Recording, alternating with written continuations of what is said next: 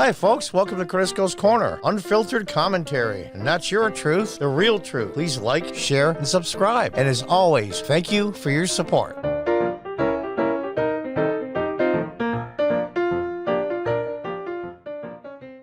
Hey, folks. Welcome back.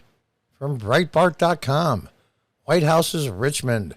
Fox News asks insensitive, disrespectful questions about money for migrants. Here we go. Yeah, we got Liz Cheney. And there's that gentleman on the right. I believe his name is Clayburn. I'm trying to remember, or something like that. He was big in the civil rights movement in the 60s. I'll give him props for that. But he's the one that endorsed Joe Biden. And basically, they made a deal with the rest of the Democrats, including Buttigieg, who now runs the transportation department, to step down and pave the way for Biden to be the nominee and stop all the infighting among the Democrats. Oh, boy. Anyway, I digress. Biden's senior advisor, Cedric Richmond, claimed on this week's broadcast of Fox News Sunday that White House correspondent Peter Doocy asked Joe Biden disrespectful questions about migrant families receiving money from the U.S. government. Partial transcript as follows. Bill Hemmer, who's as fair as they get. I mean, I'm sorry, he is. Him and Brett Baer, you got to say. There's still confusion on another topic as to whether or not the government will make payments to illegals. Oh, remember, words are violence. Illegals. That's nasty. Well, if a person's brought up for drug charges, it's a felony, they're felons. Here's what the president said on Saturday when asked about it. President Biden, quote, if, in fact, because of the outrageous behavior of the last administration, you coming across the border, whether it's legal or illegal, and you lost your child and lost her child, he's gone. You deserve some kind of compensation no matter what the circumstance. Now, think about this for a minute. Somebody crosses the border unlawfully. They're separated from their so-called parent. And we'll even say they are a parent. Must have been a reason. And here they are, months and months later, and they're not reunited with their child. There must have been a damn good reason. But they don't go into that. Hemmer. So again, that was yesterday. On Wednesday, however, he said this to Fox News.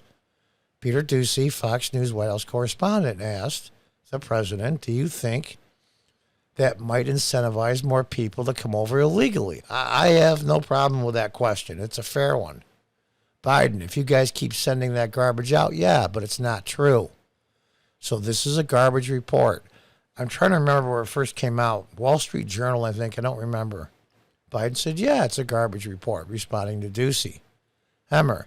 So within an hour of that comment, the ACLU said, quote, President Biden may not have been fully briefed about the actions of his very own Justice Department, and went on from there. Was he in the loop to begin with? That's a fair question. Was he in the loop to begin with? Being he's not the president, not really.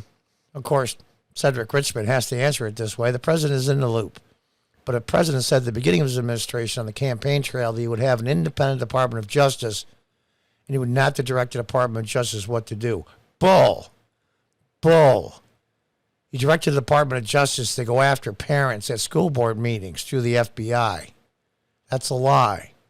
And you can't have a department as big as a DOJ with no oversight. None. Unbelievable. So if you go back to the question was from a Fox reporter asking whether compensation for being separated, losing a child, would be an incentive to come to America. And what he was saying was that was an absurd question from the beginning. No, not so much. No one is coming somewhere to lose their child, to be separated from their loved one. And the question is so insensitive, disrespectful, that that's what he's commenting to. How is that disrespectful? How is that disrespectful? They wanted to come to this country so badly. So if their parent comes across the border illegally and their son or daughter is separated, they got a better life. They got what they wanted to. Yeah, it sucks that they're separate. It must have been a reason. Maybe they couldn't confirm that was the parent. They don't go into those reasons. Because, I can't use the words here because it's YouTube and they're already screwing me enough on the algorithm with their shadow banning. But you know what happens to young children sometimes. And I would ask of you whether you support that. I mean, at some point, we cannot, with a straight face, that parents are willing to separate from a child for a dollar amount. That's just not true. And we should not talk like that. Maybe some would. I think a lot of them would. I mean, let's tell the truth here. They're traveling with a small child across hundreds, if not thousands of miles of really crappy terrain. God knows what could happen to them, especially if it's a mother, what she has to do in order to get her kid through. And the chances, I've seen statistics that show the chances of the kid dying are like 1 in 4. Yeah, that's a hell of a risk. I think that's disrespectful of the kid. We keep saying we're better than that, but we're not acting like that. Hammer, if the amount is not forwarded $450,000, what is the amount? It's a fair question to ask. That's for the Justice Department to decide. No, it's not. The Justice Department cannot allocate funds. Only Congress can. So is there a fund somewhere sitting there that we're going to pay off these people? And they use the term, we're going to save the taxpayers money in the end. Why? Because there's huge amount of money goes for the free lawyers. And I'm sure each one of them has 6 or 8 of them. That's getting paid for by the taxpayer. They're entitled to attorney representation under the law. That's where it saves money. So in the end, what it comes down to is the DOJ does not want to go to court to prosecute someone or look for a libel, in this case, a civil suit, when they agree with the people that are representing the defendants. They're representing the illegals, and the DOJ agrees with the illegals. That's why they don't want to do it. So let's tell the truth here. Richmond, that's for the Justice Department to decide, which is not. If it shows that it saves taxpayers money, if it rights a wrong, and the Justice Department determines there is compensation that should be paid, this is an independent Justice Department. No, the Justice Department enforces the law, period. It's not in their purview to say that compensation should be paid. That is not their purview, their goal, their stated reasons. It's unbelievable to me. No more than a local prosecutor should say what amount. Say I live in upstate New York and say you sue the county here for $300,000 for separating your child. So then the prosecutor and then the free attorney that the person got, because they have no money, they're broke, agree on the same exact thing, and then the prosecutor gets to decide how much to pay when they're supposed to be defending the county in this case. It's insane and it's stupid. But then again, the question is, we took children. That President Trump took children from their parents, and some children have never been returned. Do you think that's okay? It depends why they were never returned. Do you think for a minute, honestly, that I'm from a country in Mexico, Latin America, South America, and I risked my life and my child's life to come all these hundreds and thousands of miles to come to a country I think is going to have a better life for me and my child? That they were separated for a few weeks or months and then reunited, which the vast majority was. And the ones that weren't brought with their parents must have been a damn good reason. That's not worth the risk of not seeing your child for a few months to get to America? I don't buy the argument. The others who make the case about the victims of fentanyl abuse that crossed the border. And there are others talk about the women who were abused along the track across the border as well. But just back to this amount of $450,000, that would be about 4 times the amount we afford Gold Star families. Gold Star families are people that have lost someone in the military. A lot of them in Iraq, Iran, death from accidents, such. Richmond, we don't talk dollar amounts. That is the Justice Department. No, they don't. They're in the law enforcement business. The question about whether it is an asylum come across to the United States to be separate from your child so that you can get paid is an absurd assumption. So there will be no question, Richmond interrupts him and says, yeah, there will be a settlement then from this administration. That dollar amount to be determined. Am I clear on that? No, I want to be clear about this. We do not tell the Department of Justice what to do. The Department of Justice is an independent agency. No, but they have to have oversight. Everybody has to have oversight, or they'll always, always, always do the wrong thing. It's called the executive branch for a reason. At least on paper, Joe Biden is the President of the United States, the head of the executive branch. As Harry Truman says, the buck stops here. The Justice Department can't do whatever they want to without informing that they're superior. Or superiors, in this case, the president. Hemmer, I understand that. But what you're saying is that it would be okay with the payment of a certain amount, correct? I don't approve or justify what the DOJ does. If the DOJ determines that it saves the taxpayers money and it rights are wrong, they will make the determination that is necessary. And I would assume if we make that determination, they'll come up with what they think is an adequate dollar amount. Let me see if I get this right now. You come across the border unlawfully. You're caught.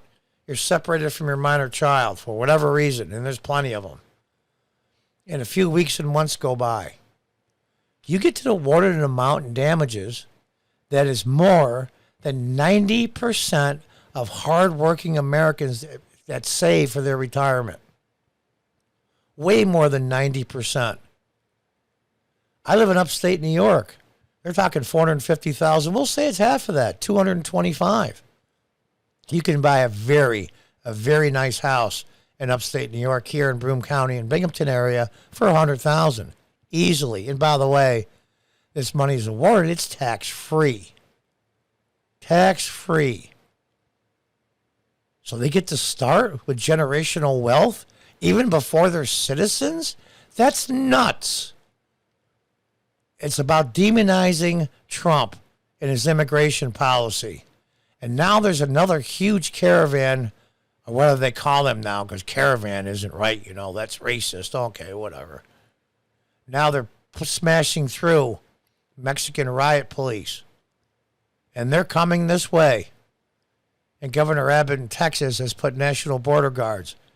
I like Governor Abbott, but I question a lot of what he does. He tries to go too far in the middle. Does he run for re-election? He's in the middle of a primary. We'll see what happens. But the fact of the matter is, he has 19,000 odd National Guard troops in Texas. They all have to go on the border, activate them all. Yes, I know it's expensive. I get it. But how expensive is it to the state of Texas and the people around the country in the end? Talking about saving the taxpayers' money? That's taxpayer money well spent. Defending our borders. We have legal immigration. My grandparents, my father's parents had to go through the process, and so did millions of others. It's not easy, and it shouldn't be. We shouldn't give away American citizenship and residency like it meant nothing. It means a lot. It's one of the premier citizenships in this world. My opinion, it's the best one, but people will disagree. It means something. You have to show that you want to be a citizen and not be a burden on the taxpayers and contribute to this society, not just financially, but culturally. Take an oath of the Constitution when you're sworn in as a citizen. Defend what the founders set up here. That's the whole idea. The lady, Winsome Sears, who is going to be the new lieutenant governor of the Commonwealth of Virginia, came up when she was 6 years old with her father from Jamaica. She enlisted in the Marine Corps and wanted to put her life on the line because she loved this country so much before she was a citizen. Those are the immigrants that we need, that will do what they have to do to fulfill the American dream. Not end up with a benefit card and subsidize government housing. That's not what we need. I know it sounds harsh. I know it sounds coarse, but it's not. Illegal immigration hurts everyone. It's lose-lose, especially for non-white people, low-income earners in this country. It's killing them. Killing them. And, of course, big corporations and business love the cheap labor the illegals have. And those are the same ones that give to Congress. And so it goes. Trump's wanted to stop all of that. And it scared the hell out of them, and they were pissed. And you saw how they reacted to Trump. He's gone. This is the number one issue. Number one issue in the country. Above COVID, above everything. Because this will change the landscape and the culture of the country forever. You assimilate into the country. You don't come into this country and tell us how we should run our culture and our government. You assimilate.